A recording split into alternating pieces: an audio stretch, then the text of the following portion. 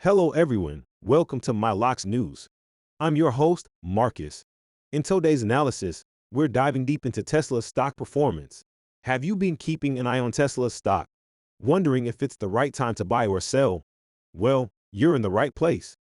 Did you know that Tesla closed above its 18-month descending channel at 191 just 6 weeks ago? Today, we're exploring what this could mean for future performance. Will we see it reach an all-time high of 414 in the next year? Stay tuned to find out.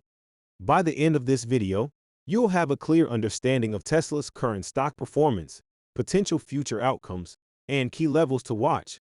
Whether you're considering going long or playing the short side, this analysis will provide you with the insights you need to make informed decisions. So, don't forget to like this video, subscribe to our channel, and leave your comments. Let's get started. Today, we are analyzing Tesla's performance in the stock market. 6 weeks ago, Tesla closed above its 18-month descending channel at 191. Our initial midterm target was, and still is, 284, although we have already reached that target. However, in the next year or less, I am anticipating that we could reach the all-time high of 414 dating back to late 2021. Now, there's a lot to unpack here. We could spend a month or two falling back to 190, which would be a good long-term buying opportunity. But for most of you, who are looking for a short-term outlook, 284 remains a respectable resistance. This formation has done a good job containing buying pressure in recent weeks. If we look at the daily chart, we will see that yes, we closed above 284 last week, but not by the required 1% margin. The magic number for this week is 287. If we close above 284 by a 1% margin, that is, 287 or more, then we have a significant buy signal. If we manage to close the week at 287 or more, I expect that we will reach the region of 314 in the next 2 to 3 weeks. And by the end of the year, or within 3 to 5 months, I expect that we will reach the all-time high of 414. But until then, as I have been saying, we can top out here at 284 and fall back to 190 in the next month or two. Now, if we open below 275, 268 is within reach today. That's the dynamic for the day. If we open below 275, 268 is within reach intraday, where we can bottom out on an intraday basis, possibly for the day itself. In general, if we continue below 282, I see the level of 248 as likely in the next few weeks. On the way down today, if we break 268, 262 is within reach, where we can bottom out for the day.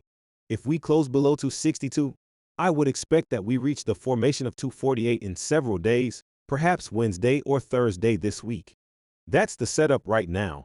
As we continue testing the low to mid to 80s, you can reach for 248 to 250 out of the money options that don't expire for at least a couple of weeks. You could also just play the short side of the stock, being short the stock down to 248, where you could reverse and go long.